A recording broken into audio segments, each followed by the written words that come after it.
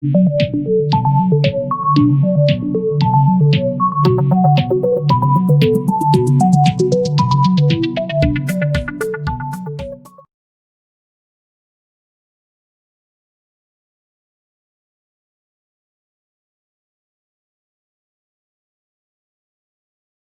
they jump in. Welcome everyone to another OD talk by Worldview Academy. Welcome back to the regulars and some of the new faces. Thank you for joining our community. This morning's talk is on trust, specifically in organizational context and how people engage with that. Just before we get started with introductions of our honored guest, Zoya, just some things to point out. If you have any questions, please pop them in the group chat function. You'll find it at the bottom of your window. It's a little speech bubble. We'll be monitoring the questions as you go along. The format of this morning's talk is going to be a bit of a talk, and then we'll open up for conversation. And we really want you to engage with this topic and share your experiences and ask tough questions and give honest and authentic perspectives. So yeah, welcome to our guest, Zoya. Zoya has done some very cool stuff in her life. Looking at your profile, you've represented SA at the World Champs in Nevada and been a speaker on TED, and your mode to bring change is speaking. And that's why the name Zoya Speaks. Zoya works in the spaces of personal mastery, presentation mastery, leadership development, team development, and change management. Zoya is actually one of our accredited Purposeful Teams facilitators. So yeah, Zoya, we met years ago at one of our ODE cafes, and I really love your energy, and I think that speaks to your work and your passion in people. And I don't want to paraphrase a profile, so I'd love it if you'd shared a little bit about your passion in people, where they are and where they could be, and the space between those two states. You know, the energy that you bring to that, and then we can jump into the talk. Perfect. Thank you so much, Roy. And yeah, everything you have said about me is true.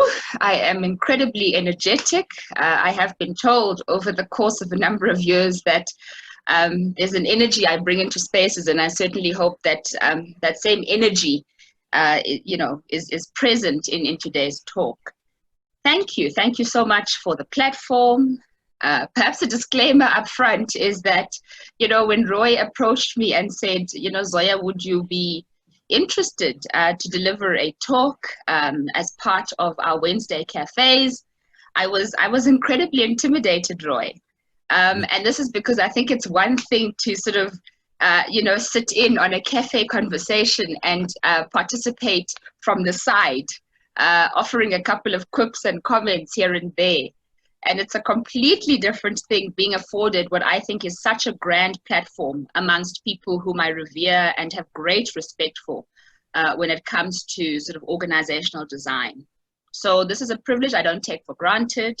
Thank you so much, Roy, for quelling the imposter, and thank you to Christo and Liesel for the invitation to take on the platform. I do appreciate it. So just in terms of a little bit of an intro around myself and some of the work I have been doing as it relates to people, leadership development, and the rest of it, I do run an organization called Zoya Speaks. And as the name implies, I stand up and I speak. That's predominantly really what I do. So I'm a speaker, I'm a facilitator, I MC, passionate really about conversations that can get us to think about things, interrogate things. Really, my passion is that, getting us to really think about things. So I have been sort of doing this work in organizations with teams and leaders, and I will say officially for the past sort of 4 to 5 years, but unofficially for about 7 years. And in fact, to sort of Roy and Liesel's point, where this work started for me was through this very organization, Worldview, where I became an accredited purposeful teams facilitator. And I think at that time, I already had a sense, something was ignited, a spark was ignited, and I was very clear that sort of from that point onwards, I really wanted to do leadership development work. I was passionate about assisting people to navigate that distance between where they are, where they'd like to be, but within an organizational context. So I do this work because of my love for people. I love the work of leadership because fundamentally for me, it boils down to people. And people are incredibly complex, eh? We are complex creatures. And I think for me, that's the fascination, is that what you can get from one person in one instance isn't guaranteed to yield exactly the same response or outcome from another person in exactly the same instance. People fascinate me. And I spend a lot of my time watching people, listening to people, watching people's behaviors, taking cues from how people respond in different situations. And then I go back and I put together some interesting conversations. So this morning, our conversation is really going to be focusing on this concept of trust, what I call the oxygen of enterprises. And I say it's the oxygen of enterprises that thrive, particularly in unprecedented, change, in times where there is disruption, in times where there's high uncertainty. We have seen a marked difference in terms of those relationships we've been able to build, a substantial sort of culture of trust versus those where there was a challenge with trust even before the onset of this pandemic, COVID-19 pandemic. So in their book, Neuroscience for Leadership, and I think this was part of the blurb that you would have seen ahead of today's conversation, the authors share quite an interesting observation about organizations, and I'm paraphrasing here. They're saying we are in an age where we can, with some scientific certainty, begin to understand how we have evolved as people, as organizations and in business cultures. They go on to say that it is our view that a new paradigm will only emerge when there is a much deeper understanding in organizations of the forces that connect human beings together in complex enterprises. That new model will be about the subtleties of relationships. And I'm going to touch on the importance of kind of relationships that for the most part within our organizations, really successful organizations function on the premise of really good quality relationships that have been built. They end off by saying, a new action model for organizations should look to integrate the attachment emotions of excitement, joy, trust, and even love into organizational cultures, embedding new ways of being and working together. So mine is to spend sort of the next sort of 30 or so minutes having a conversation about trust and the importance of ensuring that during this COVID-19 pandemic, organizations are really sort of working hard to see how they can build what we call trust signatures, how organizations can say we're focusing on ensuring that we're embedding a level of trust, because this is what is going to assist us, from a post-COVID point of view. When we hear the word trust, I think we almost take it for granted that, all of us should know that this is vital to building any meaningful relationship. If I asked us a silly question and said, by a show of hands here, who believes that trust is critical in a relationship, there's no doubt that all of us would put our hands up. So it is almost like stating the obvious. We know that trust is important. We know that trust is important in the context of relationships. And yet, for some reason, if we're looking at the research, if we're talking to organizations, typically what we hear is that organizations tell us that for the most part, one of the biggest issues that they struggle with is trust.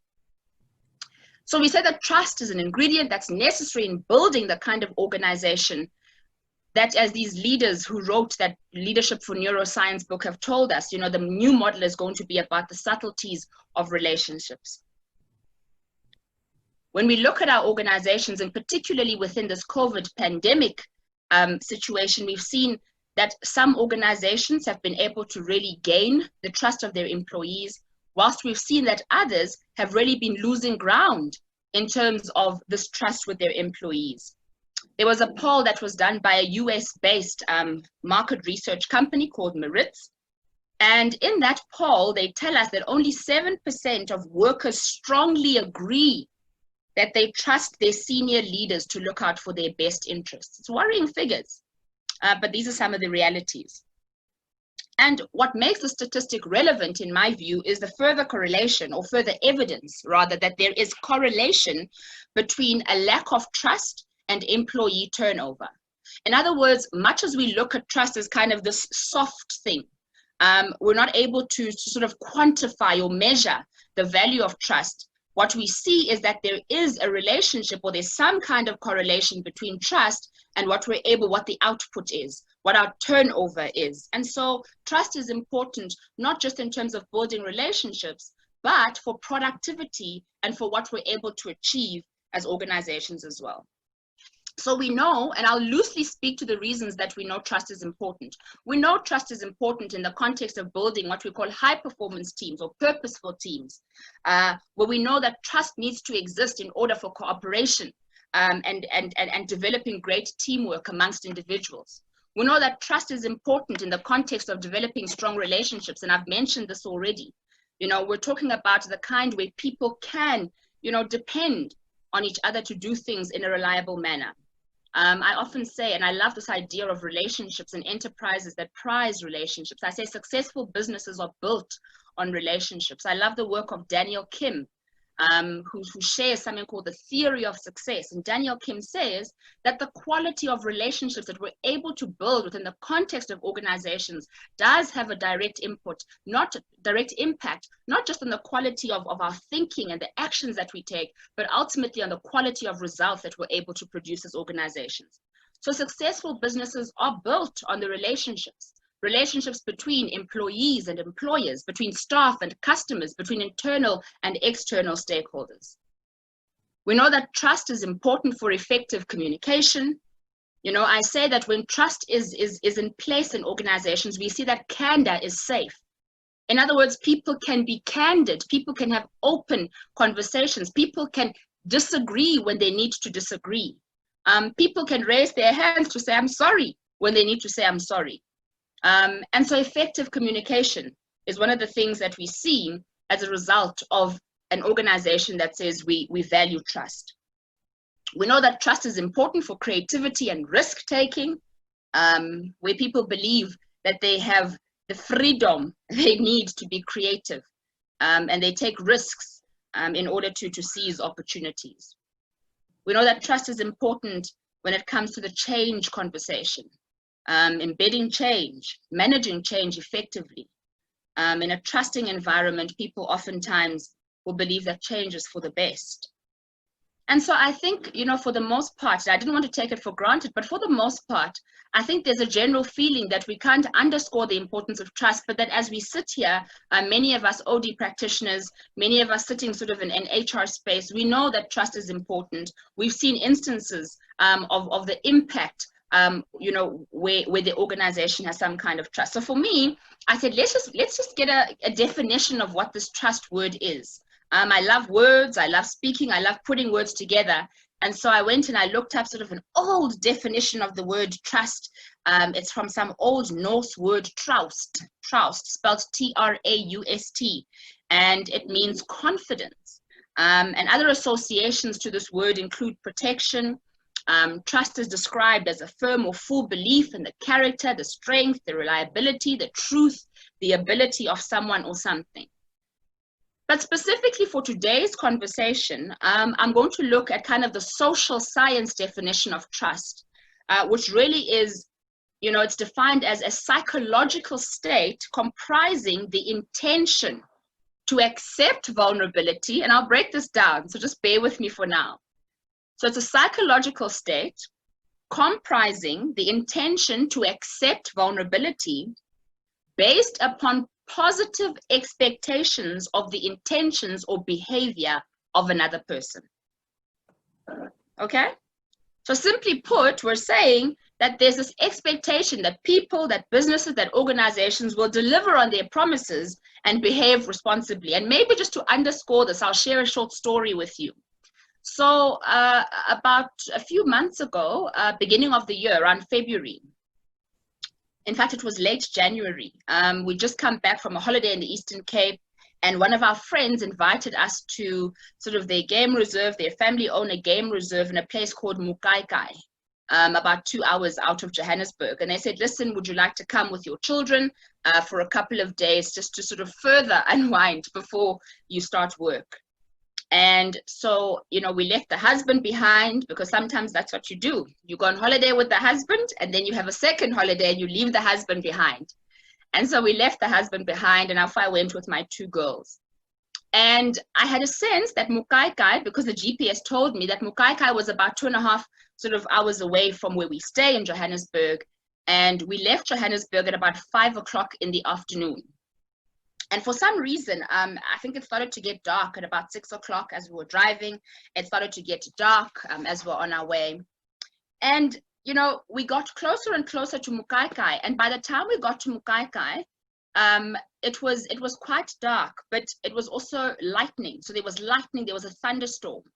And so there was rain and there was lightning. And you'll appreciate that if we're going to a game reserve, it's a little bit out of town. And so, you know, the closer we got to the destination, the more there weren't any sort of city lights or anything to assist us, to guide us to get to our destination. There were no road lamps. The signs were sort of few and far between. I was driving sort of really using that lightning. I kid you not. I was using the lightning as the light to assist me to, you know, to navigate this empty, dark road. There were only 2 cars on this long stretch of road, my vehicle, as well as a truck in front of me. And that made me nervous for some reason. But, you know, we followed sort of behind this truck. At some point, our GPS got lost. And I made the decision to sort of turn left. I had the sense that we were almost there. And I made the decision when I saw some sign to turn sort of left into what was like a whole lot of bushes and a gravel road. And I turned left, drove down this gravel road, a whole lot of bushes. I couldn't see anything. My kids were sitting in the back. I think they could pick up that there was increasing anxiety on my part. And so I drive along this gravel road for about 1 kilometer or 2. I don't see any sign of a home or a house or any light. I get more nervous. It's thundering and lightning outside. And eventually I make the decision to sort of turn back and to get back onto sort of the main road. And I'm stressed at this point. The GPS isn't helping me. The phone signal is coming sort of on and off. I'm saying all sorts of sort of things under my breath. Why did you leave so late? Now you're stuck with 2 kids in the back of a car. You know, you're stressed. What do you do? All sorts of things. And at some point in all of that, I think my intuitive, she was sort of 6 at the time, my intuitive 6-year-old must have felt like she needed to say something just to quell my nerves. And from the back, she sort of sat up in the seat and she said, "Mommy, I just want you to know that I trust you." Oh, in that moment, it felt like a God moment. Oh, and I'm getting emotional just thinking about it, because I was so nervous, but I was so deliberate for my kids to not see that I was nervous, that I didn't know where I was going, that I was stressed, I was lost in the middle of a thunderstorm with my little girls. But for some reason, I think those words gave me life. Those words were what I needed in that moment. "Mommy, I trust you." We eventually arrived at our destination after what felt like the longest drive. And I think if we plug sort of that experience into the definition that we've just shared about trust, one, we can say that Usedi had positive expectations of me, her mummy. Mummy is going to act in honest and responsible ways. She has our best interest at heart. And I think with such positive expectations on me, her mother, in that moment, she had no reason to fear being vulnerable to my actions. And I think that's what this is speaking to. This idea that we're saying to people, I trust that you have my best interest at heart. I have positive expectations of you. And because of that, I'm willing to be a little bit vulnerable. I have no reason to fear being vulnerable, because I have these positive expectations that you have my best interest at heart and that you're going to show up in honest and reliable ways. And so trust is present and alive when parties are okay with being vulnerable to each other's actions. There's a little bit of noise in the background. Are you still able to hear me properly? They're cutting, okay, they're mowing the lawn. And so I wanted to really move the conversation to this idea of trust versus control, especially since the COVID pandemic hit us. Because if we're thinking about it, a lot of people, and I've had so many engagements with numerous people who've spoken about kind of how this has really thrown us into absolute disarray, and the pressure, from a work perspective has just been increased 100-fold. And so if we're looking at kind of what some of the sort of research tells us, but also some of the experiences I've had talking to people around how managers have managed ever since the COVID pandemic hit, there's been a sense that, particularly at the beginning of lockdown, managers were sort of quite uncomfortable with having employees work from home. There was a sort of prevalent feeling that people, now that they were working from home, couldn't be trusted to do the work. People are at home, and people are not going to do the work. And yet when you're speaking to employees, people are saying to you, we're feeling like we're working the hardest we've ever worked. We're constantly working. And so COVID-19 pandemic has really disrupted, I think, the functioning of organizations in several ways. And one of the consequences of these disruptions is that we've seen the struggle of managers who have to lead employees who are out of sight, right? Our managers are having to lead employees who are not sort of in an office space, who are not in sight, people who are out of sight.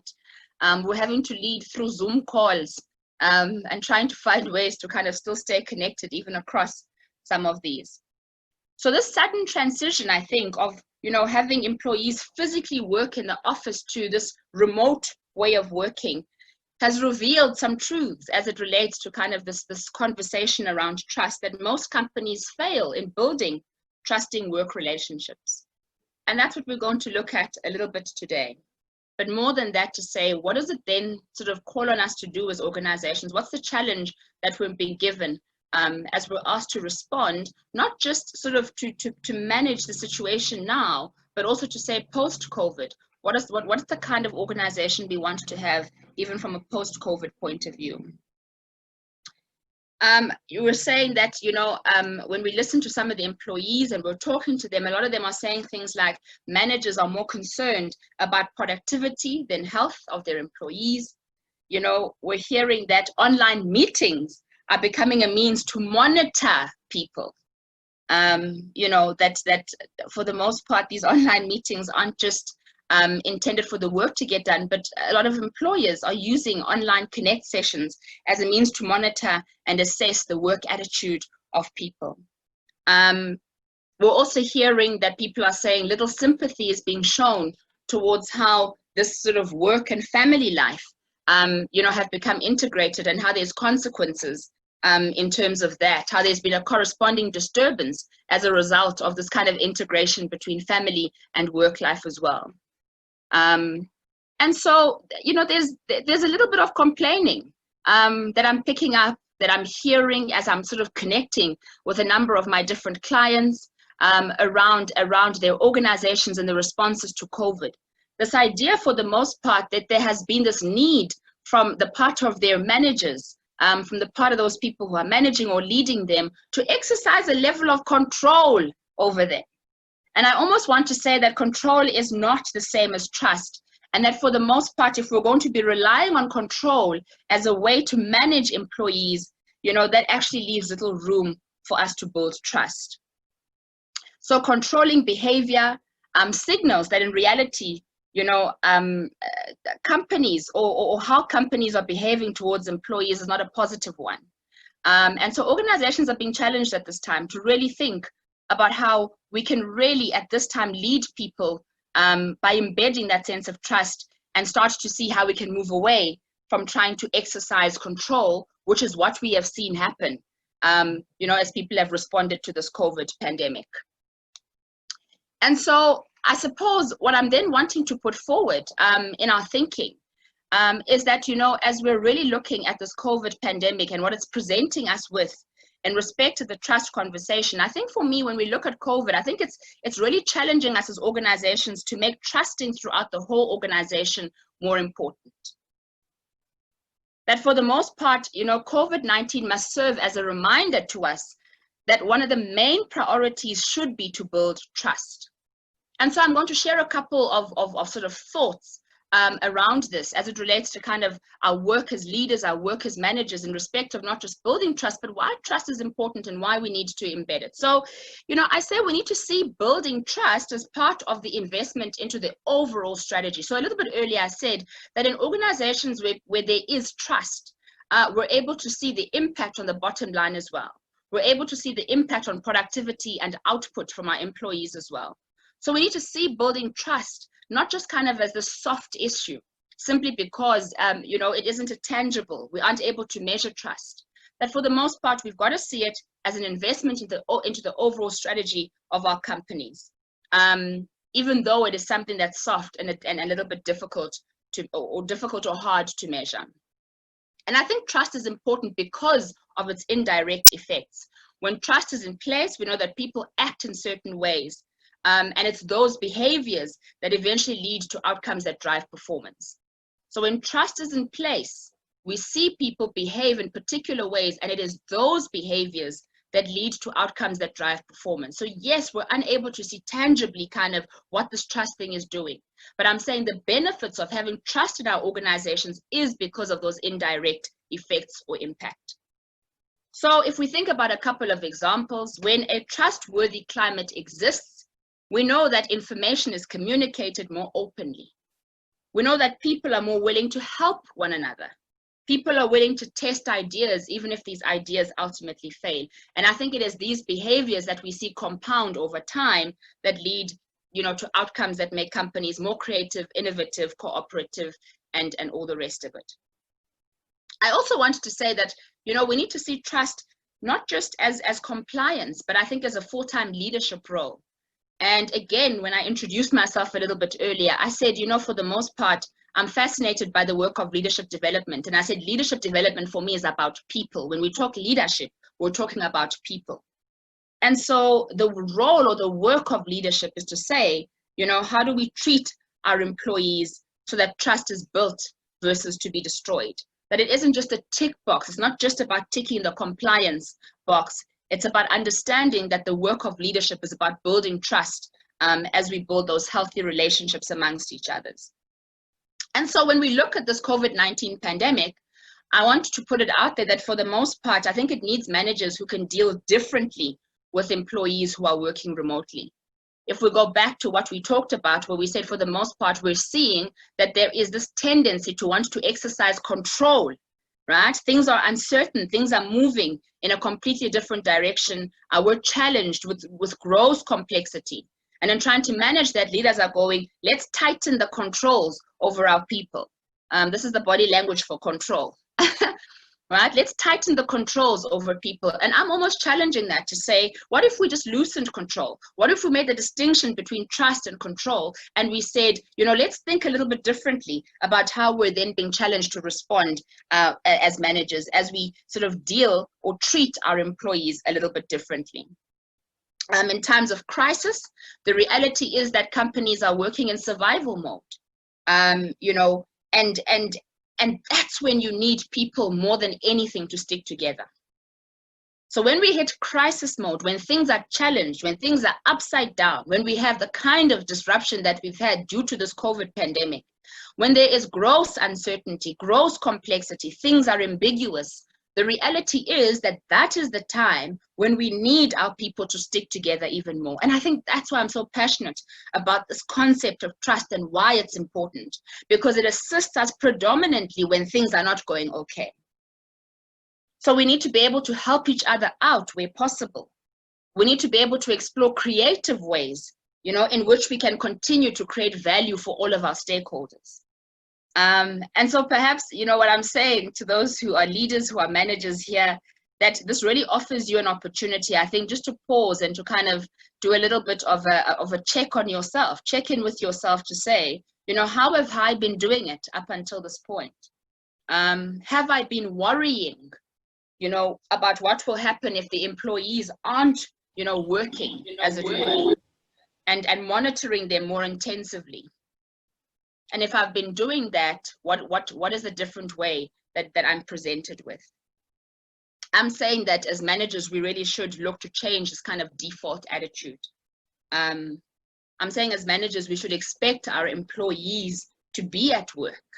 Because I think what we see is that when we accord people some level of trust, when people notice that we're willing to be vulnerable by trusting them rather than by checking up on them every hour by the day, we enable trust to come alive, as it were. We enable our employees to feel like they're being trusted, and we enable, the quality of performance that they're able to give us to come alive as well. And so those are some of the sort of, things I'm thinking around this trust conversation. Really thinking that for the most part, what COVID pandemic has done is really to cause us to have a look at kind of how are we doing in terms of trust? How are we doing as managers in terms of managing our people with everything that's happening around us? I'm not done. So I'm saying that trust is more than just a good attitude, or just a good idea. I'm saying that trust is an emotional strength. And I think when we're talking about trust, I say often it begins with a feeling of self-worth and purpose that we are then called to extend outward to others. So if we're talking about trust, I say it's got to start with us as individuals, and then we extend that outwardly to others. The work of trusting has to start with ourselves. If we're talking about so where do we start with this thing? I think it has to start with ourselves. You can't want to be trusted if we don't trust ourselves first. There's a beautiful book that was written by Cynthia Wall, The Courage to Trust. And she writes, the person you need to trust first is yourself. And so if we're talking about some of the practices, the rituals you can put in place to do the work of trusting yourself, I say be kind to yourself. Get rid of those negative thoughts about yourself. Build on your strengths. Set reasonable goals, because accomplishment builds confidence.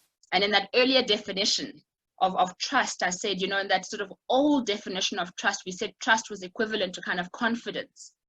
So set reasonable goals so that you can accomplish those goals, because the more you accomplish those goals, then you're building some semblance of confidence. I say be decisive as well. Break the habit of questioning your decisions. And so these are some of the things I say we can do to start to cultivate a sense of trusting ourselves first. We can't expect other people to trust us when we haven't been able to embed a sense of trusting in ourselves. And there's a couple of things you can do to start to do that work. And so when we do this work, that which I've just spoken to about trusting ourselves, we become the kind of leaders, I think, who can extend the same to others. I spoke earlier to the importance of trust in relationships, and I said trust really is the heartbeat of every relationship with yourself as well as with others. And so the foundation, or the relationship with yourself rather, is the foundation of all other relationships. When I can trust myself, I can, like the radius of a circle, start to reach out to others, and eventually reaching everyone in the team, the department, the division, the entire organization.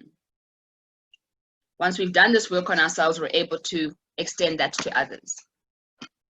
The second thing I wanted to touch on around this aspect of trust speaks to this concept of social safety or psychological safety. And I will reference that project that Google did called Project Aristotle. We know that the precursors of trust, when we talk about building trust, for the most part, the precursors of trust are things like connection and bonding and belonging. And so I wanted to share with you, so in 2012, Google embarked on an initiative that they called Project Aristotle. And the intent of this initiative really was to study hundreds of sort of Google's teams, because they wanted to figure out why some teams stumbled while others soared. They said, we want to build the perfect team.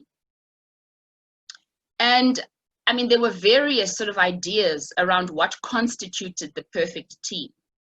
Some executives long believed that building the best team meant combining the best people. And so a group of researchers and statisticians did the work of reviewing academic studies of how teams work. They then scrutinized the composition of groups inside Google, looking at a number of factors. And some of these factors included how often teammates socialized outside of work, whether these teammates had the same hobbies or similar educational backgrounds. They studied things like how teams or how long teams stuck together. They looked at if gender balance had an impact on the success of the teams. And no matter how they arranged their data, they struggled to find patterns, right, that made any significant difference in terms of what they were trying to figure out. For some reason, it seemed that the who part of the equation didn't matter. So it wasn't about who was in the team. For some reason, they were struggling to find patterns around who was in this team based on all of those different sort of compositions that they'd put together. What they did find over time, however, is that the best teams are those that give equal attention to each other. And so in great teams or in good teams, they found that all members speak in roughly sort of the same proportion. And this doesn't have to be the same from assignment to assignment, but you know, at the end of it all, it evens out roughly to the same amount per person. The term they use for this I think is called conversational turn-taking. The second finding was that where there is a high social sensitivity for each other and to each other's needs, the teams were able to perform well. And this correlates strongly with this concept of empathy. And so what we find is that what distinguishes good teams from really great teams or from dysfunctional teams is how teammates treat one another. And there's a beautiful TED talk by a lady named Margaret Heffernan. I think the talk is called, let me remember it now, Why It's Time to Forget the Pecking Order. You know, but in that talk, one of the things she says is that what happens between people really matters. And so the term that we use to describe this conversational turn-taking and this empathy is called psychological safety. Amy Edmondson wrote in a study that she published in 1999 that psychological safety describes a team climate characterized by interpersonal trust and mutual respect in which people are comfortable being themselves. We know that this kind of way of being in a team allows for creativity to flourish because there is a sense of confidence that the team is not going to embarrass, reject, or punish someone for speaking up. And so I suppose my question to you as leaders as it relates to this one is, how are you deliberately building the psychological safety within the context of your team? Psychological safety is a precursor to trust. That if members of our team feel like they belong to the team, they're bonded and they belong to this team, how they show up to that team is fundamentally different to when they sort of contribute from the periphery. So as leaders, I think in this time, we're also challenged to say, how do we build that psychological safety in the context of our teams? And of course, bonding is key to creating psychological safety. I was sort of part of I was facilitating on a grad program about 2 weeks ago. And we were talking about this COVID pandemic. And we were talking about some of the sort of rituals that we want to put in place to assist us from a wellness point of view. And one grad sort of put their hand up and said, you know, the one thing that's really working in our team beyond these kind of everyday meetings where we're connecting and catching up on work and the rest of it is we also have a connect session where it's just a party. And she says, it's unbelievable how in that party Zoom Connect, there's just such bonding happening and taking place between members because here we're challenged to not speak about work. Here we come as we are and we share about ourselves. And I found that that's increased the level of connectedness that we feel amongst each other as members of a team. When people feel like they belong to a team or when people have bonded together, it fosters a sense of belonging. And you know, when we feel as though we belong to something, how we show up to that is very different. We talk about something called the 4 pillars of social safety to build trust. And we say when people are bonded, when people feel like they know each other, there's a bonding that's happened, there's a certain sense of belonging that people then feel, which entrenches a sense of identity. I feel like I belong. Zoya, the person belongs to this team. And so how I show up to that team is very different to when I don't belong. And ultimately, people attach a sense of meaning and purpose to their contribution in the team. And these are some of the things that assist us to build that trust that we so desperately need in our organizations. So we've got to create these opportunities very deliberately. As leaders, as managers, we've got to be deliberate in creating this bonding and belonging and connectedness so that people can really start to build the foundations of trust.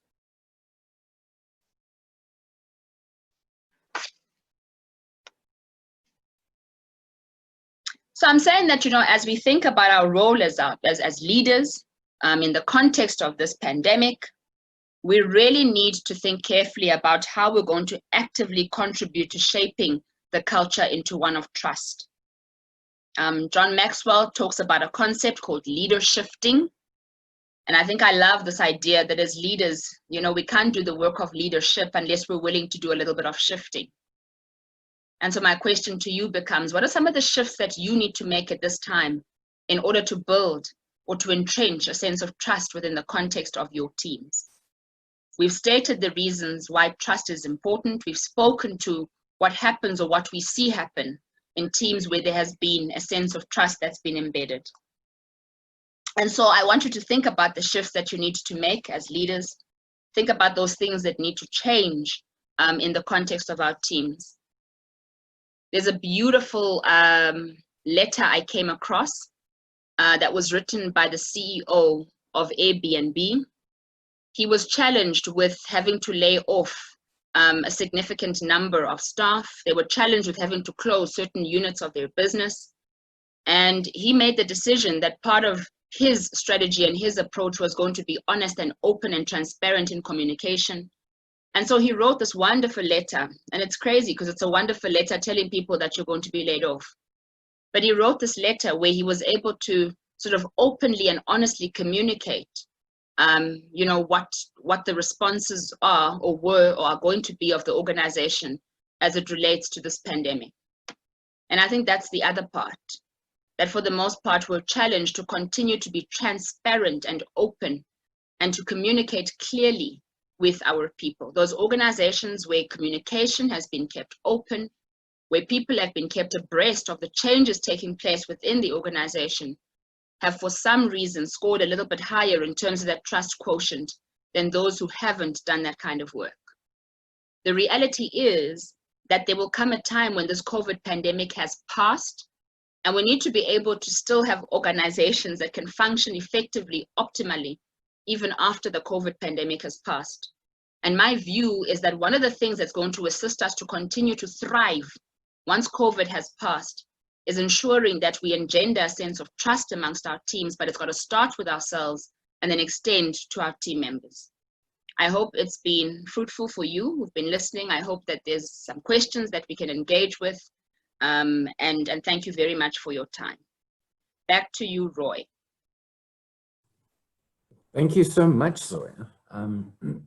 I love your thoughts on trust, and I would love to, extend that to our participants here to perhaps share some stories where you've seen trust built or destroyed,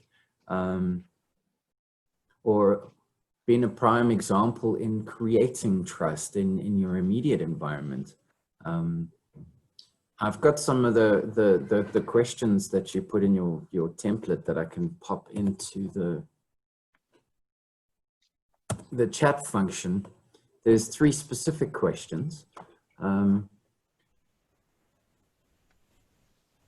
If we can just have a read and a reflect, and then when you want to sort of share, pop on your video so that we can see you and build that connection. So yeah. I mean, maybe just to assist us in terms of those questions. So the first question: what bridges of trust have you crossed from time to time in your own life and work? This was a question that came to me after I had I'd bungee jumped. I'd gone bungee jumping at the Vic Falls with a friend. And this was related to kind of how we can be bridges of trust for other people. And I remember we'd gotten there and we're getting ready to jump, and we kind of said, who's going first, etc.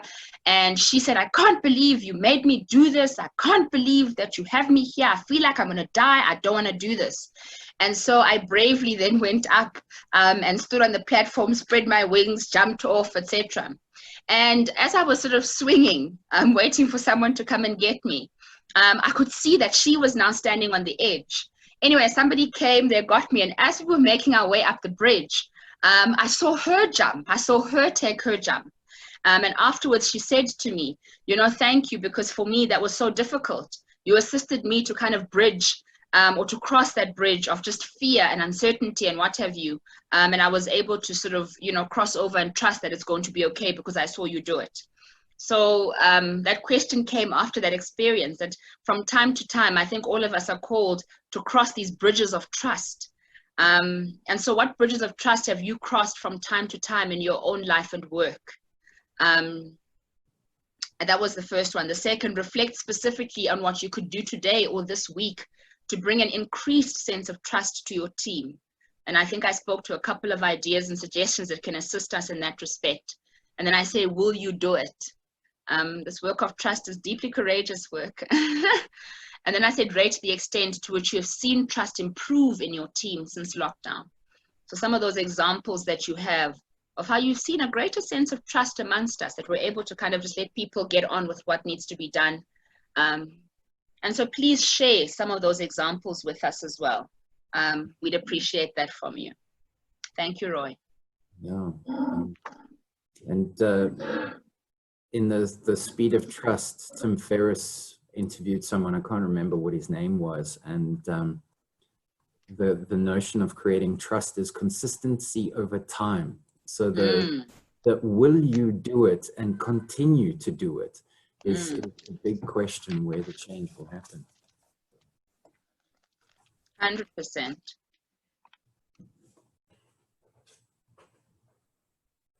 I mean, I think, Roy, that also connects to the, you know, to what we spoke about earlier, that trust doesn't happen overnight. You know, that trust compounds through our behaviors and actions over time. And so there does need to be a level of consistency. It's something that's built over a period of time.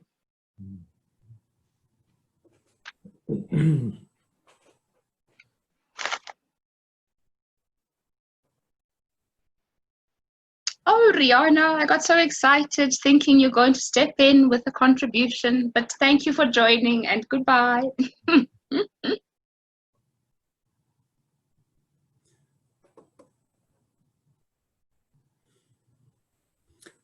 You know, I was just reflecting on trust and vision. You know, the work of leadership is to set direction and get people to go there with them. You know, so the creating the vision, building a team, and team trusting that the leader's taking them in the right place. You know, the more and more that I reflect on trust, it's underneath everything. It's like a foundational pillar. Without it, you know, it's done. Good morning, everyone. Hi. Hi, Becky. Hi, how's it? Good, good. Good. Yeah, it's Becky from Scania. I can see I have a fairly anonymous title underneath my picture. I was just going to share something about,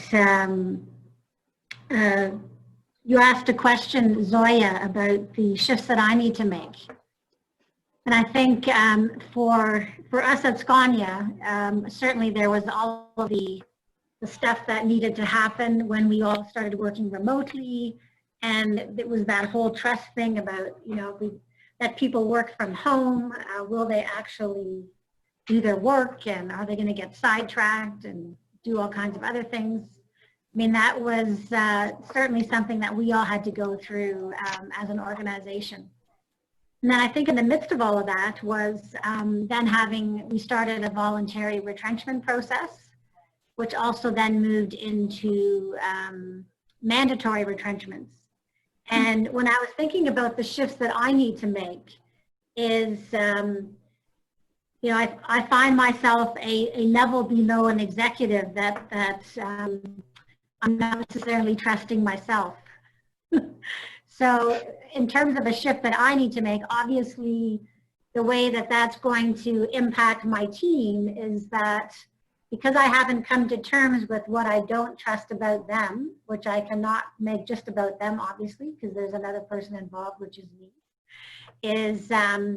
is trying to keep people positive and kind of moving forward rather than being almost overwhelmed by not just the whole retrenchment process, but it's all of the impact of COVID, which I don't necessarily think that our organization is paying enough attention to. It's kind of like, it feels like it's laying insult onto injury.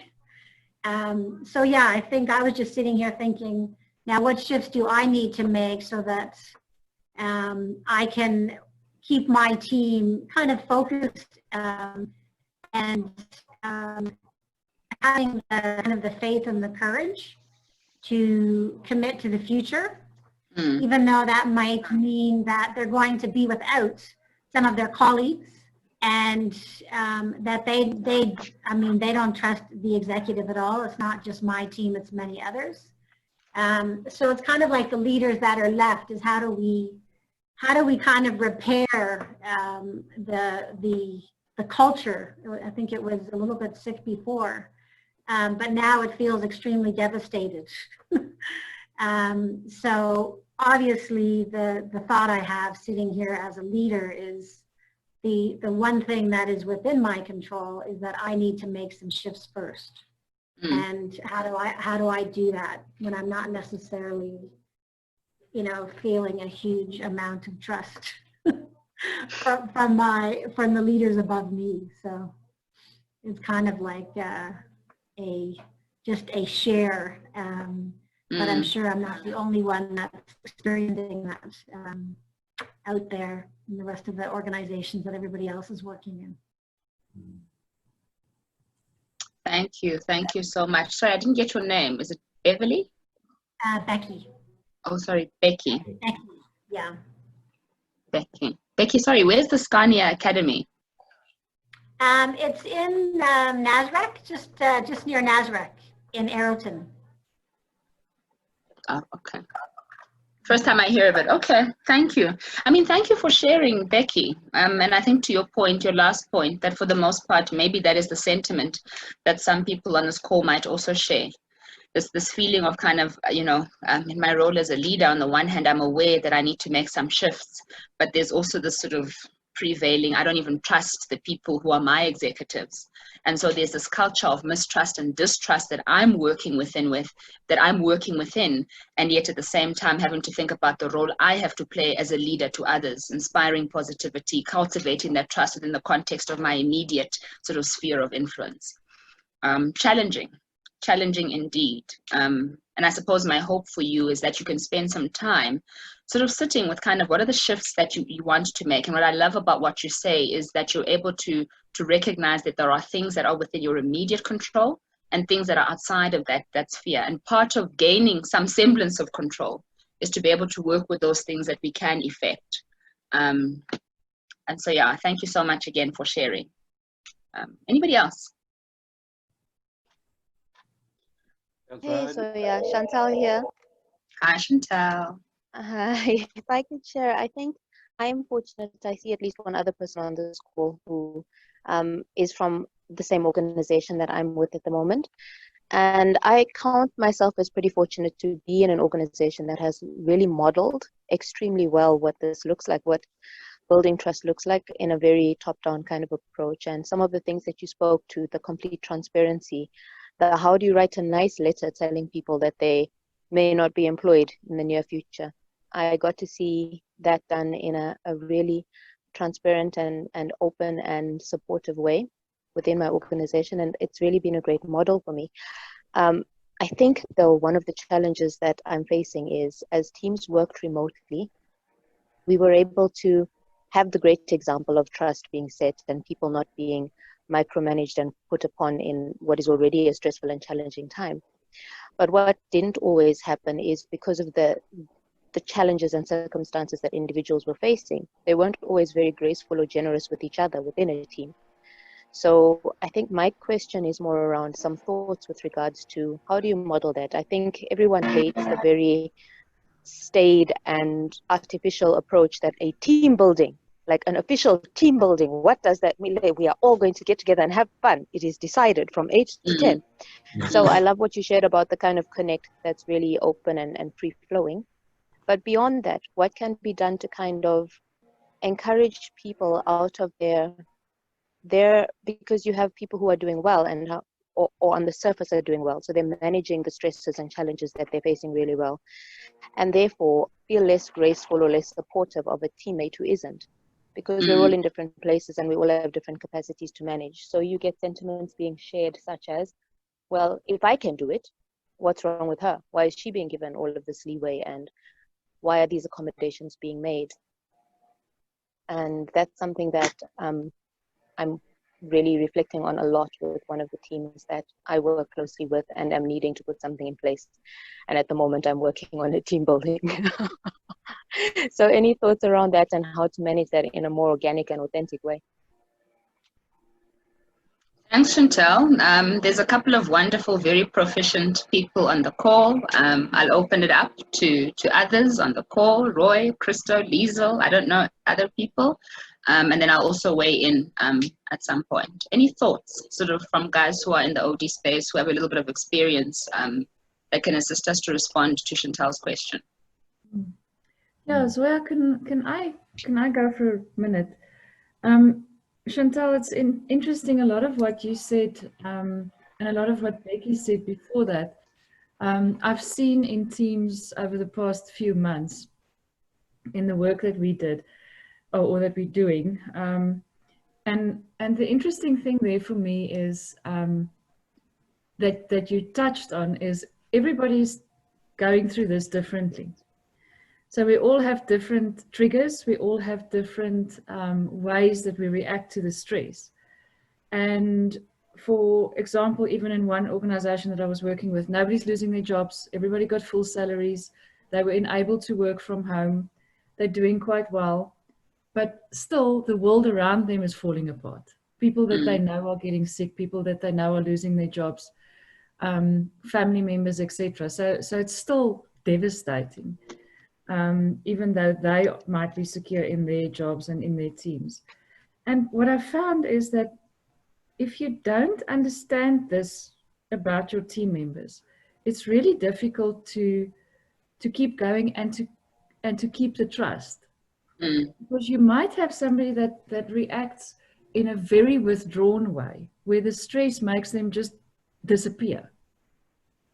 And for somebody else, that might look like somebody who's lazy, who's suddenly not doing their job, not showing up, not doing what the team expects of them or whatever. And meantime, this is maybe this person just being so stressed that this is how they're reacting, and there's no help for them to understand that about themselves. And the next person might, and so I found it very interesting that you said, let's think about trust versus control, because those two things can be the opposite in some situations. And that is, some people then jumps to control, and it's micromanagement, where that is their reaction to stress or to the feeling that things are falling apart. So that's how they react. And that reaction, again, pushes other people to react in different ways. So for me, the solution for working with teams in a time like this, especially where we're dealing with unprecedented levels of stress and anxiety, and not being there to see each other's body language and to just have a chat at the water cooler or over coffee, or bump into each other in the hallway, or just walk up to somebody's desk to see how they are, is the work that we've been doing that's been really successful with that is to work with the Enneagram as an example. as a tool that helps you for yourself understand, why am I reacting the way I am, and how do I work on that, but then also understanding that about your team. And that kind of lays a foundation that we don't just get angry and irritated with each other if you see somebody running away or suddenly being withdrawn or suddenly overreacting. Yeah, that's what we've been doing, and it's been quite successful. It's amazing doing team development and team building work over Zoom, but as you get used to it, you'd rather do that than do nothing. And then with that attitude, you make it work. No. If I can just add to that, I love this idea of bridges of trust, Zoya. And it leads my thought to another vessel for trust, which is containers for trust. And what we have seen is that it really takes long and deliberate work to work on that container, so that that container can hold whatever needs to be held. I mean, if we come with vulnerability, and if we actually trust enough to show our vulnerability, it's because there's a container that can hold that trust. Roy spoke earlier about leadership and the importance of vision in leadership, but as important as vision is the ability to hold and to create a container. And I think it's that thing about how do you build a container is it just requires incredible consistency. It needs to be every day. It begins by bringing everyone into the space all the time, and at every single moment of the time, make it clear that whatever you are bringing is okay, or it can be held here. All your fear, all your uncertainties, etc. And then that goes wrong. So, I mean, that's the thing about trust, isn't it? It's given and it's squandered or broken, or sometimes, you know, like Liesl says, sometimes a manager will jump in and control because that's their thing around trust. So there's this damage to a certain extent to trust, and that's part of what's normal. I think we can't avoid that.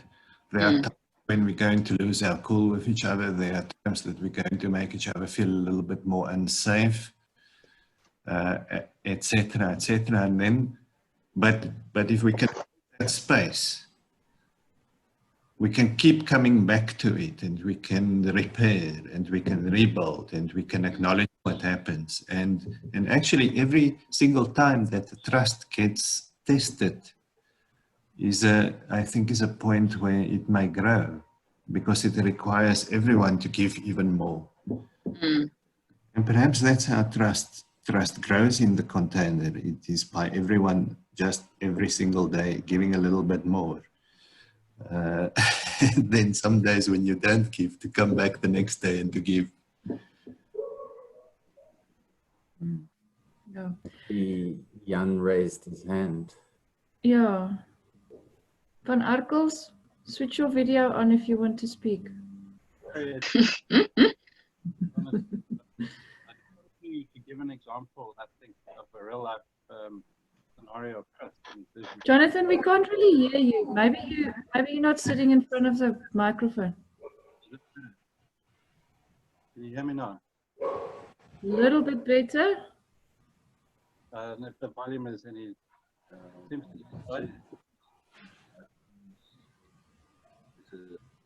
Let's see if I can change the microphone. It just sounds like you're a bit far from the microphone. That's better. Or not facing it. No, it's right in front of it. Select the speaker microphone. I think that's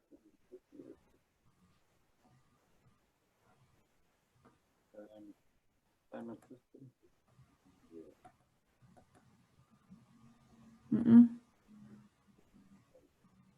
Right, try again. Does that make any difference? I can hear. Can you hear? Okay. Yeah. So maybe have you put it up on your side as well? Because I increased volume on my side just a little bit more. I'm Okay. just trying to speak on the system, but okay, if you can hear me, that's fine. I just wanted to give an example I think is quite appropriate. My oldest daughter is in graphic design, and she was working she just finished, beginning of last year, she started her first job with a company that does online learning programs, and she was doing the graphics, one of the people doing the graphics for the courses. And on the face of it, the company, it was a very young company led by very young people. It was very hip and happy alike, and everyone was like cool, and they had this great canteen and donuts and all sorts of little community things. But they monitored their staff minute by minute almost. And if they had finished an assignment, for example, earlier than they were expected to, then they were supposed to do some self-taught online training. And then not only had they had to do that, but they had to count for what they did and how many minutes or hours they spent on that and reporting it. And if you were sick, depending on your level of sickness, they would send you work to do while you're sick. And then they'd want to know, obviously, what you had done and how you'd done it. That sort of thing. So the control was, well, on the face of it, was a very young and wicked company. But in reality, the controls were very, very strict. They had to retrench 30% of their staff at the end of last year, before COVID. And because she was one of the newer ones, obviously she was one of the ones that left. She subsequently got a job with another company, also in the graphic design side, where she started doing part-time work for them. They liked what she did, and then they offered her a job full-time. This job was more than double the salary of the previous company. They didn't go into offices; they did everything online, and they would say to her, so COVID didn't affect her because she worked from home anyway before COVID. And they would say to her, this is what we want you to do this week. They would meet once a week on a Friday afternoon, a cup of coffee around a table in an office, and then chat and discuss any issues they might have. But when she did this assignment, how long she took, she had a time limit to do it, but whether she did it in the early mornings, late afternoons, whether she slept all day and did it at night, it didn't matter. All they wanted was the assignment done and delivered. And she was so impressed with the attitude, how she was basically treated as an adult instead of someone who's monitored and has to explain every second of what she's doing every day and given some responsibility. And I suppose basically what today is about is trust. They trusted her. You just had to do it within a certain time period, and they give them to find the work. She enjoyed that attitude and approach so much that she made sure that she not only did what she was given to do, but she did more than that, because she didn't want to lose the job. Not only was it paying very well, but the attitude to her, as treating her as someone with responsibility, who is responsible, who can deliver. He gave her authority to do what she wanted to do as she wanted to do it, as long as it's within, obviously, what they want from her. Changed her whole attitude 100%. Just speaking to her about her happiness in that position, to me, was quite revealing about the impact on different approaches of management. Your signs of control compared to the trust, where you trust someone enough to say, I'm trusting you to do this. And it's easy for me to check. I don't have to monitor you every day, because if I say to you, you have to do this by next week, Tuesday, at 12 o'clock. If you haven't done it by next week, Tuesday, I know you haven't done it because you haven't delivered it. I don't have to monitor you every single moment of the day. And I think that's becoming more and more as people working online with COVID and working from home. That's the type of approach that managers are being forced to do, to let go of that strict control and to trust people more. And I think you said it, Zoya, or someone else in the beginning, that our only key people have thought that they've done actually more work than they did when they were trusted to do the work. Whether it was forced or not, fact is that they were trusted to work. So I think this, for me, was a good illustration of the difference in management styles and the impact of, I mean, you were saying, Zoya, about how companies that where there's more trust, there's more performance, productivity, and better returns and better results. Well, that's why. People are made to feel like people and given responsibility, made to feel like adults rather than monitored like children, then they will behave like that, and they will accept responsibility. Most of the time, there obviously would be exceptions. They will accept that responsibility and perform that. That's helpful as an example. Thank you so much. Is it Jan? Thank you, Jan. Thank you for sharing that story. Sorry, Liesel? I was just going to say that is not Jan, that's Jonathan. He's the neighbor. There's 3 people on that call. Thank you to the neighbor. I heard something in what Chantal was saying in her earlier comment, and maybe we could, think about the notion of fairness versus trust. Chantal, you mentioned that, if I can, why is this person getting so much slack? And there's the notion of fairness.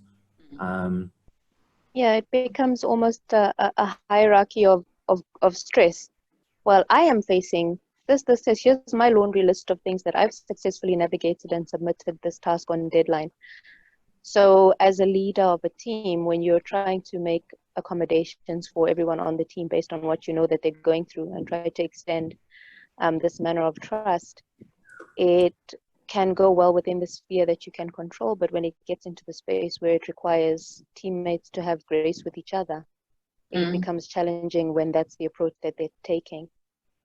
And also because with the differing levels of, as some of the speakers just prior were mentioning, Liesel said, different ways that we have of responding to trust or to stress, there are also different levels of reflectiveness or introspection within the individuals on the team, and that makes it challenging to kind of hold a mirror up for them and have them reflect on, well, what's going on right now? Why do you feel this way?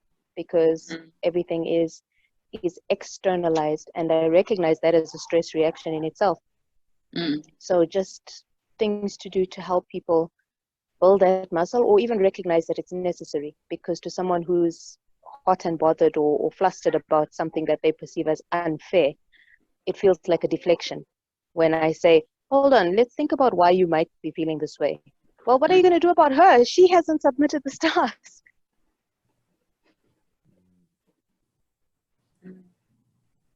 Yeah, fairness assumes that there is sameness. And the work that Liesel's been doing with the Enneagram, fair is fair if you're measuring apples with apples, and to move away from the notion of fairness to the notion of, I trust you as an individual, and this individual responds in this way to stress, and what my responsibility as a leader or a team leader is to be aware of and create a space where we can trust and move forward. Often I think, life's not fair, yada, yada, yada, yada. But I take a step back and realize, fairness is same. Roy, and then what comes in, sorry, Zoya, I just want to comment on what Roy said. Whose responsibility is it to see that people are acting out because of stress? Because there the leader comes in, isn't it, Zoya? Where okay, so this is what's happening in my team, and some people seem to not be doing their part or whatever. Somebody needs to stop and worry about those people and help them. And maybe, Liesel, that's why I keep saying that when I talk about leadership, I always say that for me, leadership is not removed from the work of people. And that for the most part, when we're talking about things like You know, I spoke about those 4 pillars of social safety to build trust. I think those for me are such a beautiful containment, if I use Christo's language, that for the most part, if you're allocating time deliberately to have people sort of connect, bond, create deliberate space for bonding, you know, you're already sort of taking a step in the right direction. Getting people to build those connections amongst themselves, for me, is such a huge part of engendering a sense of trust. I mean, it even cuts across some of what you spoke to, Chantal, around sort of these perceptions of fairness or unfairness. When people perceive themselves as being treated unfairly, we know that that's one of the things that erodes trust. When there's perceptions of favoritism, we know that trust is eroded by those things. And so if you're creating spaces of containment where people can bring their full selves, you're already sort of moving in the right direction.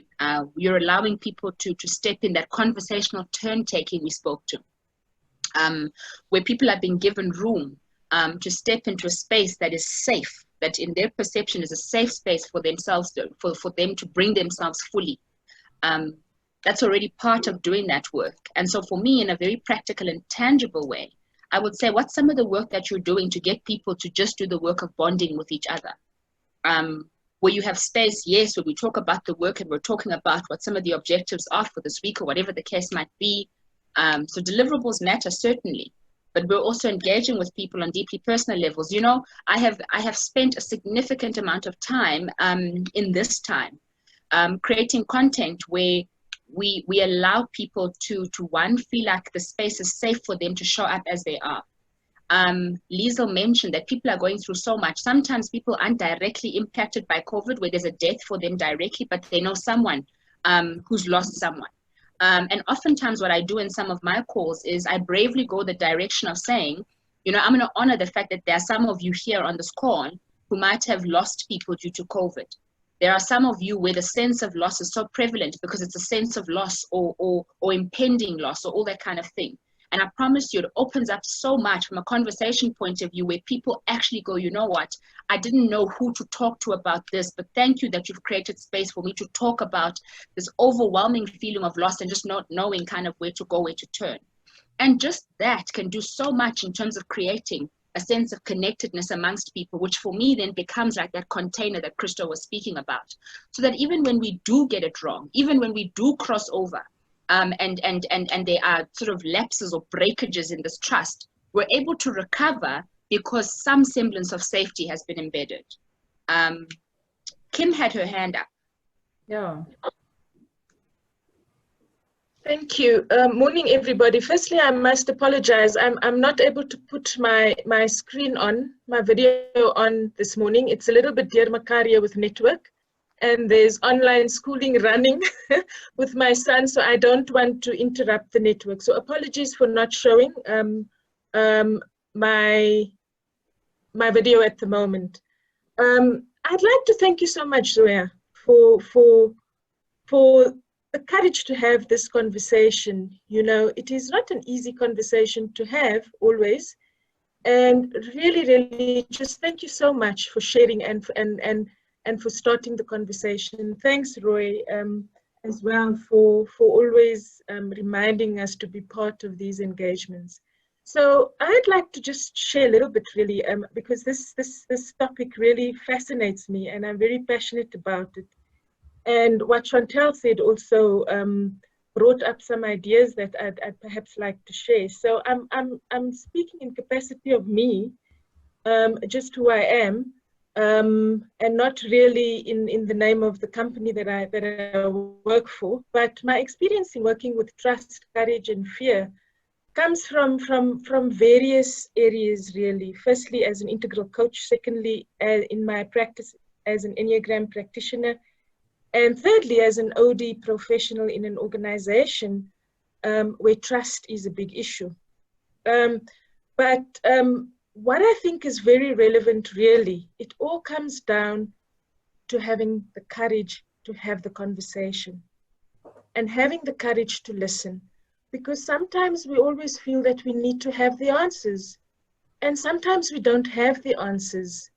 And in the lack of having the answers, it's just about opening the conversation, asking, and then listening. And a lot of times we get the answers coming up right there.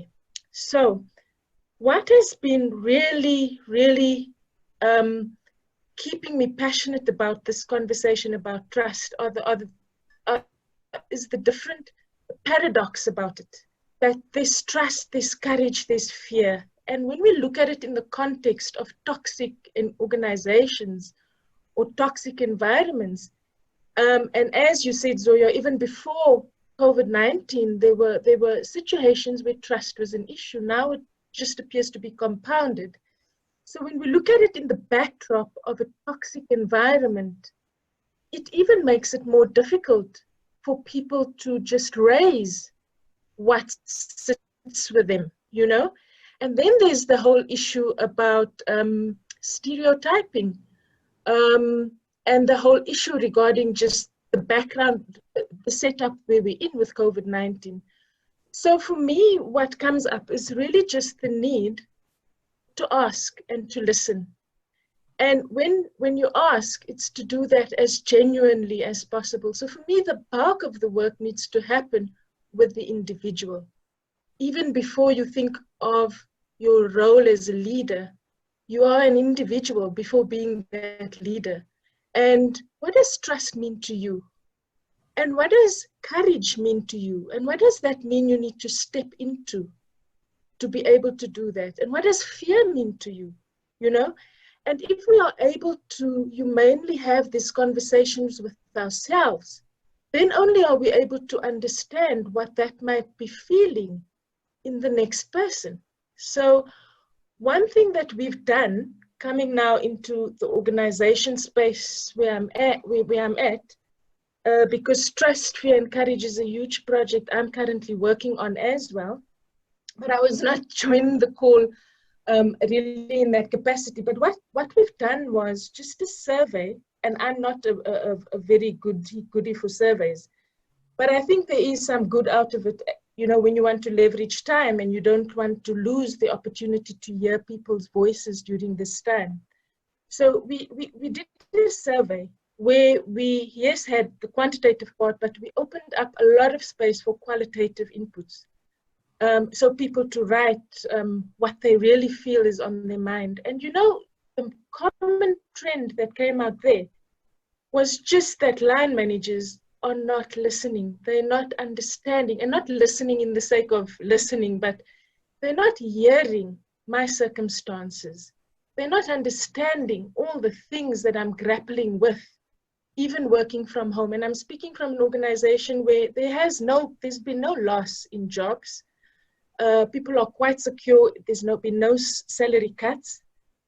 But exactly, Liesl, what you said, people are affected because everyone else is affected, right?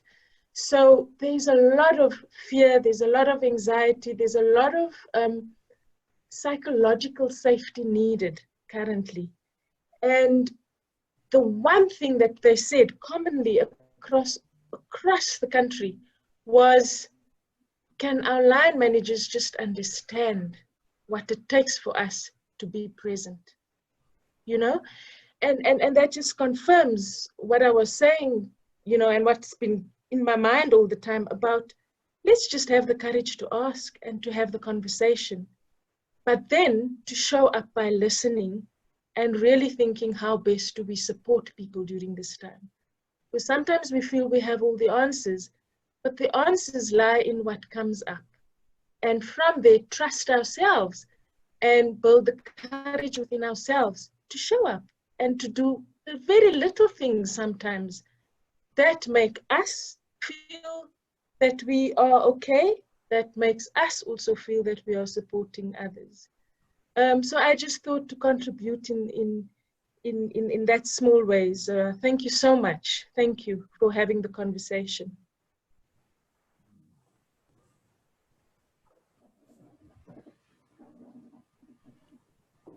Thank you so much, Kim.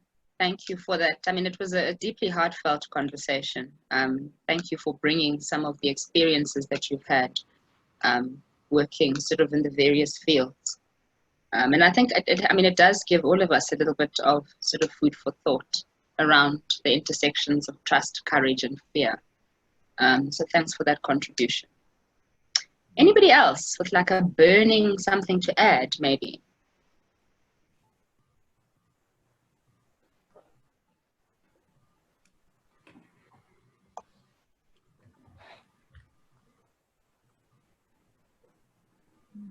So if I could just thank everyone who's taken the time to contribute and share. It's been very food for thoughty. It's been very thought provoking listening to all of the pieces that have come through. And I think one of the things that I recognize as the opportunity in all this is without this unique kind of stressful, tense situation, some of these cracks may never have shown. And you could go on believing that you had on the surface a strong team. Something that you said that really resonated with me, because in the time when we were working in distance, because it's a school environment, at the time when we were working in distance, everything seemed good. We had regular team meetings where it was just about the fun and the check-in. We had strong connections. There was cross-collaboration. Teachers were checking in, watching each other's videos, and really reaching out and having this sort of thing happen. And then the tension came into play, because when we all came back into the same space and people begin to react negatively, well, some people, it's not a blanket sort of situation, but react negatively to the ways in which you're providing accommodations to different people. And without this, that would not have shown. And a lot of these challenges are deeply individual, but also are a spotlight for the leader of the team, because if someone feels this way, so I count it, I'm grateful for the fact that I know this, because I may not have, it may have stayed undercover and it wouldn't have been discussed and we were not able to address it, and that would be reflective of a lack of trust towards me. So I am deeply honored by the fact that I am trusted by the individuals who shared it with me and the work that needs to happen. But what I need to be very careful, mindful, and humble about is the way in which I approach responding to it, and not thinking that, well, the problem resides solely in these people who are showing up in this way. Because like I say, it's recognizing that it is a stress reaction in some of those people individually that they are responding in this way. So everything that everyone has said, and Kim most recently about what constitutes courage and what that looks like, and work that goes into really framing that effectively for myself, is helpful, because I need to show up completely neutral and ready to hold that container regardless of how uncomfortable it gets, and have that conversation, have just that connection around COVID and the circumstances, which, so honestly, I had not thought to do. My team building was all around the team and the work that we do. So therefore, it's great to reflect on where you kind of have COVID as a backdrop, when in reality, it may be the foreground for a lot of these situations. So thank you, everyone. Thank you, Chantal. Thank you. I mean, deeply reflective. Thank you so much for your contributions and for some of those questions that sparked a bit of conversation amongst us as well. And a bit of a golden thread that I've felt came through from all the contributions we had today is it's about that creating the safe space, holding the container, to be able to have those conversations. And that's not something that comes naturally for a lot of people. It is about a lot of empathy, and I love what Chantal just said. I've never thought of it this way. It's the courage to hold that container. That's quite big. And I think something that is not always considered, that it's scary. It's scary to open up conversations to stuff that would otherwise make us feel extremely vulnerable, and to share that kind of stuff. So yeah, this whole thing, when we were talking about teams, and I guess leaders and leadership development, what did you say? Leader shifting is about the courage to hold that space. Oh.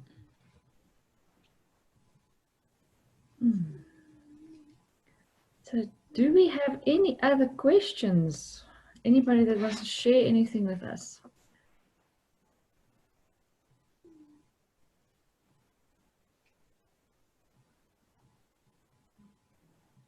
Doesn't look like it. I'm really curious, and I'm gonna just ask and see if anybody puts up their hand. Becky, are you still there? Yeah.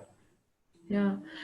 I'm just thinking about so many organizations that we work with at the moment. What's happening right now is restructure, retrench. You know?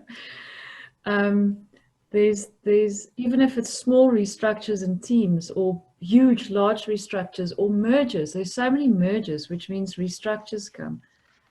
And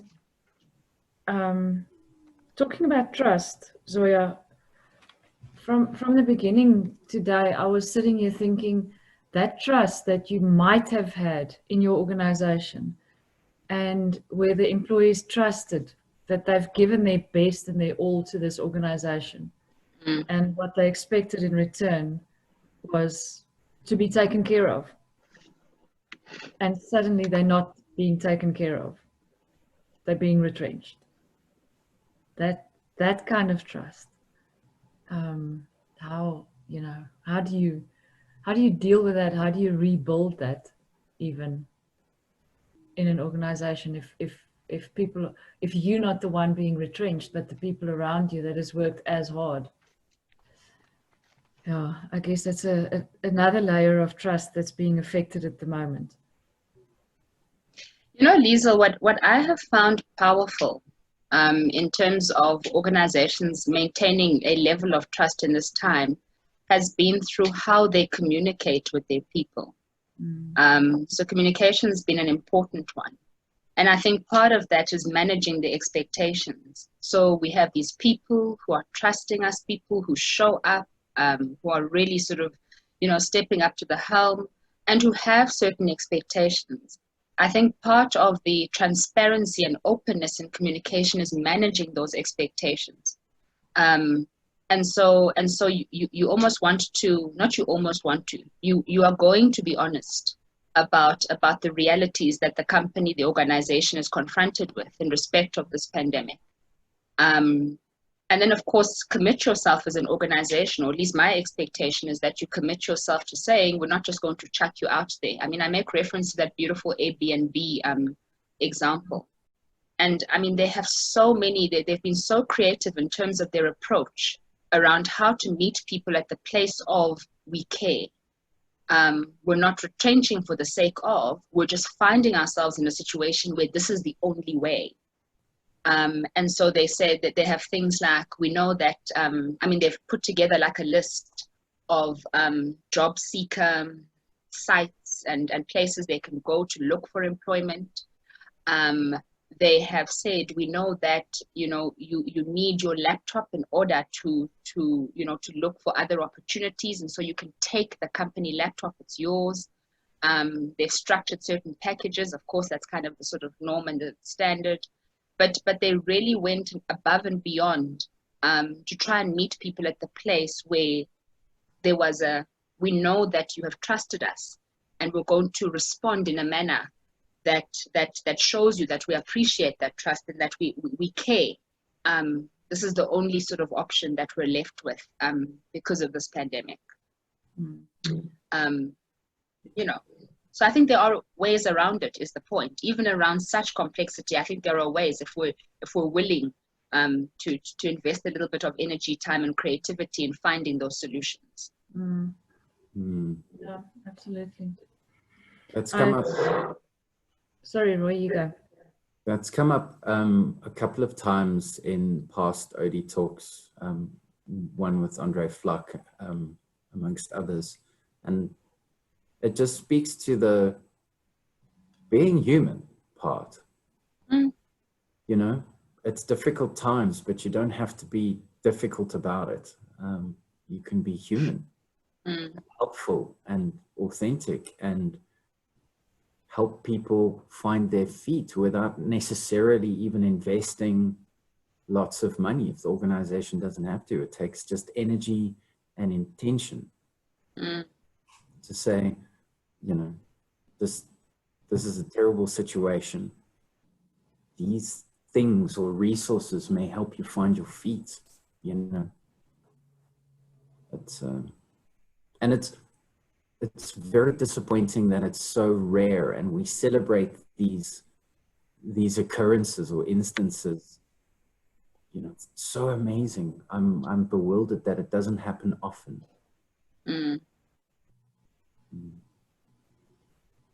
And maybe just as another sort of add-on from the other side. So the one side is that we must be transparent in how we communicate. We're communicating sort of often. But the opposite of that is also to say that in instances where we become aware that we have lost the trust of our people, that we then have to take the steps necessary to own up to the fact that there's been, you know, trust has been broken. And I think it connects to a point Christo made earlier, where he said that the nature of trust is that trust will get broken. And it's about how do we mend the trust again? And part of that is we acknowledge that something has happened where a trust was broken, a trust was eroded. And so what are some of the steps that we take to then rebuilding some of that trust?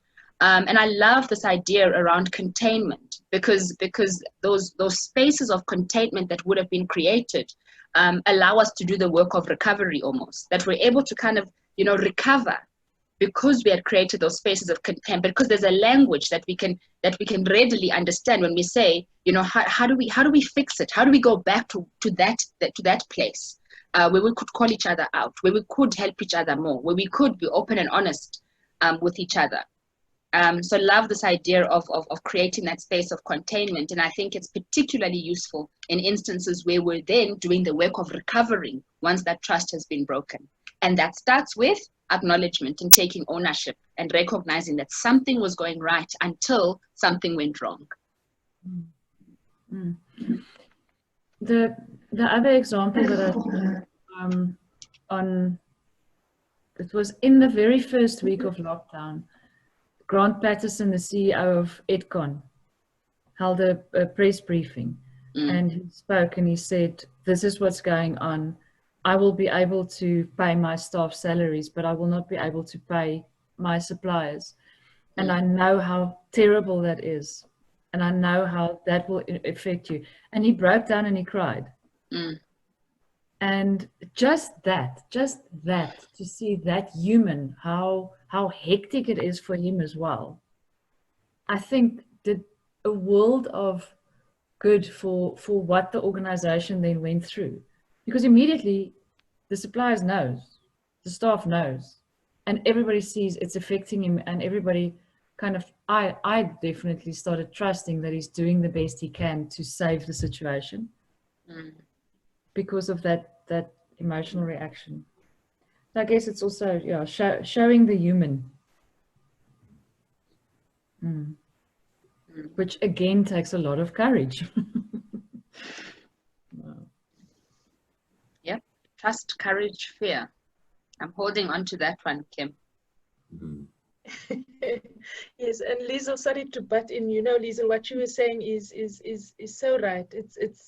It's for me the courage, and maybe not the safety is the word I'm looking. Maybe it is what you're saying, Liesl, and what Christo said earlier on about the container. You can only have a container when someone feels human and worthy enough. You know, and you will only get someone sharing in that container if you yourself are genuine to yourself first, because people feel when there's no genuinity. People feel when you're not doing the work too, you know. And I think that's the shift that in the leadership space that needs to happen. Is but how can we let drop of this? Someone mentioned control earlier on. I think it's you, Zoya. How can we let go? What is it that we need to let go of to take on? And sometimes we want to hold on too many things at the same time. And that in itself is what causes the cracks, you know? What is it that we need to just let go of and to show the humanity within all of us? And I think that's the answer somehow. because we can create most wonderful containers, but are they genuine enough, you know? And what do we do after whatever is shared in that? So for me, it's a little bit deeper than just the container. It's about showing up in it, firstly for yourself, and understanding why are you doing this, and then from there, doing the work with what comes out there and showing that back, and you showing up as well. So yeah, thanks Liesel, and thanks Christo as well for your point on the container. But for me, it's all about that courage first in yourself. It starts with yourself, and if each one of us can start having that courage to feel that we are just okay as we are, you know, and we don't have to be putting up fronts, wearing masks. That's a pun. Wearing masks, you know. Can we just be ourselves and be feeling safe and not fearful to just be ourselves? I think there's a lot, and therefore, Zoya, the trust, courage, fear, trust, courage, fear always spins around in my head. Thanks, colleagues. I think I spoke too much. Let me I love that. Mic, Roy. I love that the reference to control and to fear, because I think we try to control because we fear. We fear that we will be out of control, or the world will fall apart, or we will be vulnerable and weak, or all the things that we fear. And perhaps that's, I want to go back to Zoya's metaphor of bridge, because it's almost not like you are the bridge. You don't build a bridge, you are the bridge. And you become the bridge by, for instance, saying, I am afraid. I don't know what's going to happen. I don't know how to handle this situation. I can only hear you, but I don't know what to do about your problem. Those are perhaps small little ways of being the bridge, because then people can, you know, just to play with the metaphor, then they can cross through you into some sort of container. They can, you become that through which people can see that I am not alone.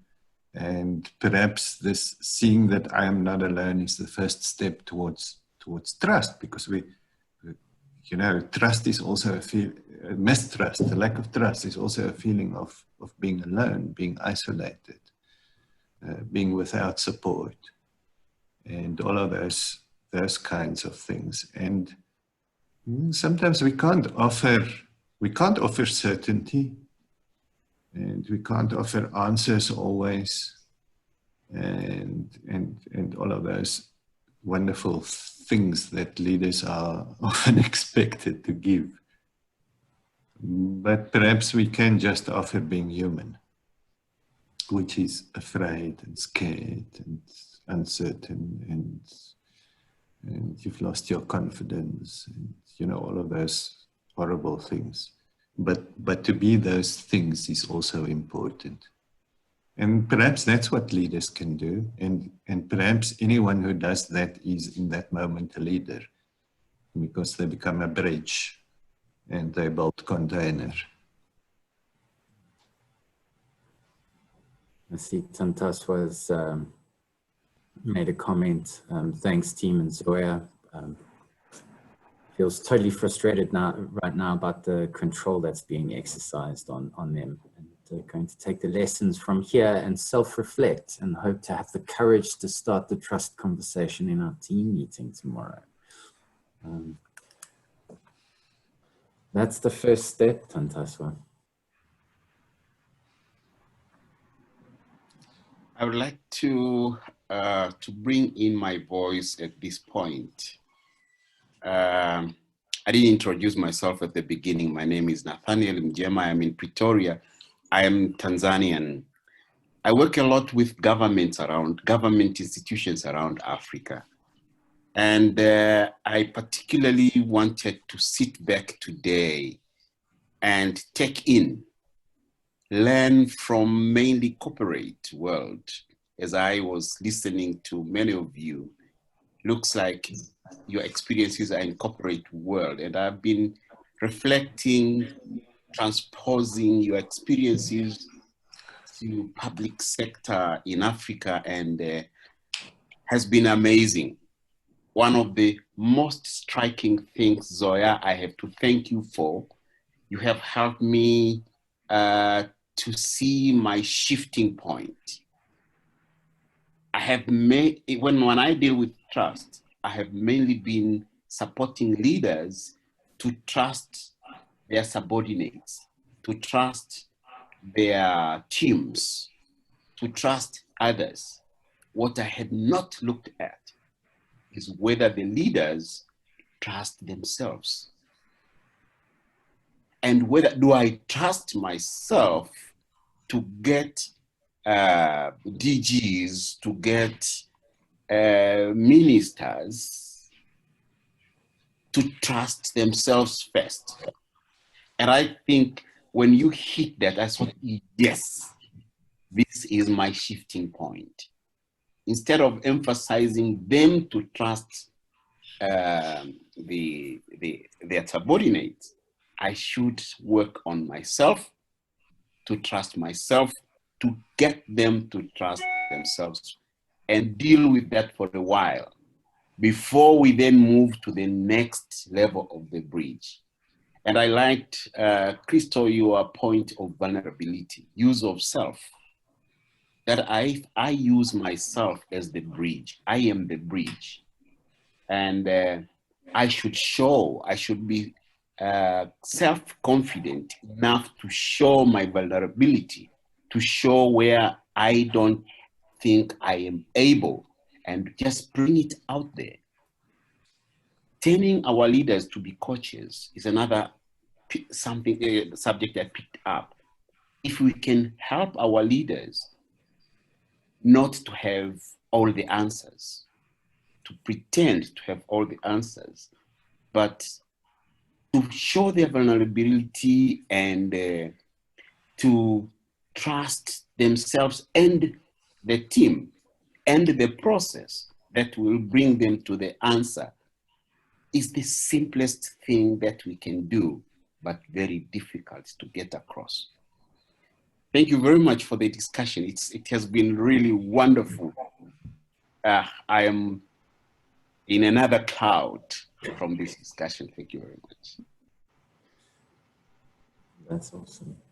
Nathaniel, while we have you online, I just want to say to you, we'd love to continue the conversation about the working government. Mm-hmm. We are opening some spaces in which because it's such a, we just know that the whole public service, the whole aspect of government is critically important, and we know in what desperate state it is in South Africa. And we are asking ourselves, well, what are we going to do? Are we just going to stand here, or are we going to see where we can make a contribution? So we'd really love to continue this conversation. Mm-hmm. Mm-hmm. Great. Thank you. Thank you, Chris. Thank you. Thank you, Nathaniel. You know, I'm appreciating so much about what you've said. And I will always support a conversation where we talk about, you know, the need to be more vulnerable, the need to show up more authentically. But I'm also mindful that when we're asking for these things, there's also the paradox of authenticity, and this paradox where vulnerability is concerned as well, because the sort of prevalent sort of mindset around what a leader is and what a leader should do and how a leader should show up is one that says a leader is the person who has all the answers. That when people are looking for someone to come up with a solution, they must go to the leader and the leader must tell them what to do. And sometimes the leader doesn't have the answer. And we're saying the leader must have the courage to sometimes be able to say, within the context of the team and those people who have high expectation, that in this particular instance, I'm not the person with the answer. Maybe the answer will come from what we're able to co-create as this team or as this group of people. And I think that's not the default response. Intuitively, we've been almost sort of brainwashed into believing that when you ascend into a position of leadership, you become an all-knowing. And now we almost have to sort of retrain the mind, because that's the context within which most of our leaders are working. I've had the opportunity to work within a government space. I worked in a ministry many years ago. And those were some of the experiences. When minister walked into the building, it was as if a god had descended upon the building. There was a lot of the minister has just come, and everybody would sort of, you know, run around this figure of the minister. And I used to always sort of watch from a distance with curiosity at this. And it's a real issue. It really, really is. So thank you so much for sharing. Mm-hmm.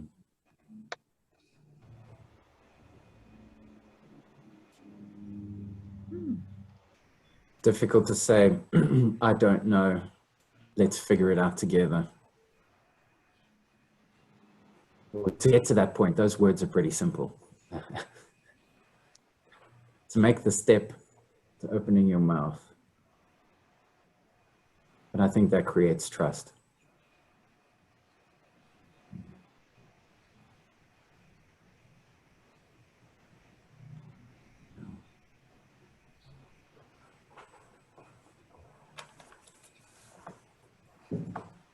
I see we've got 5 minutes left in our allotted time. Any last burning questions, comments?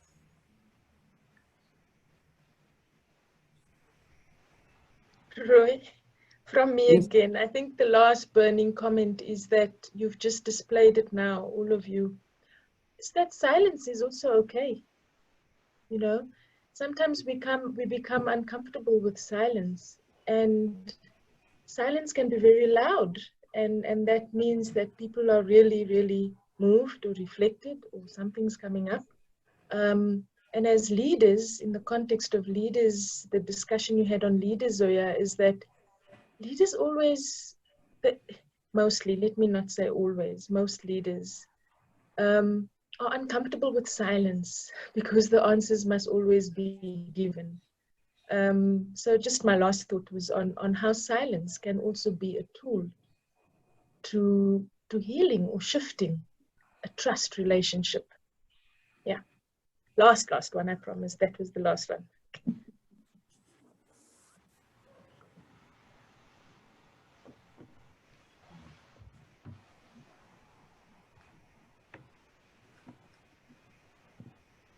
Just to come in there, Kim, in Gestalt psychology, the brief moment that you take after a person has spoken is seen as a way of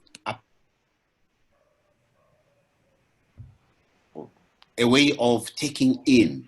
And I read this long silence that went before Roy came in, was taking in a lot of valuable discussions that have come in.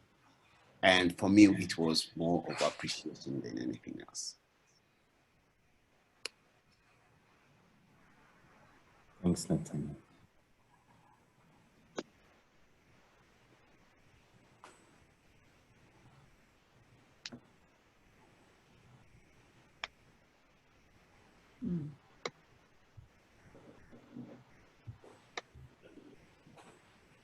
Are you practicing, Roy? Are you going to make us sit here until the clock strikes 11 in silence?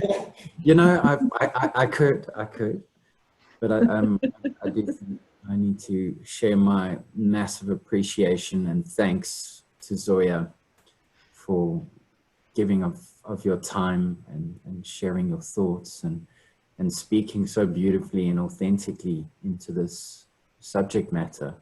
And sharing in and holding this space with us. You're a welcome guest and contributor to our community. And I'm really, really glad that we got to do something together. And my hope is that this is the first step in a long fruitful journey Mm.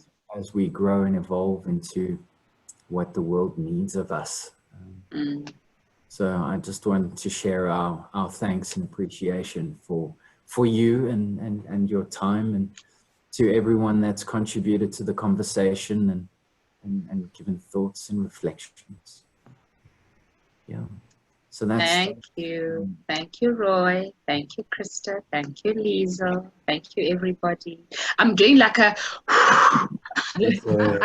now that it's come to an end, because like I said at the beginning, I mean, it was hugely intimidating for me. I really look up to the thinkers in the space.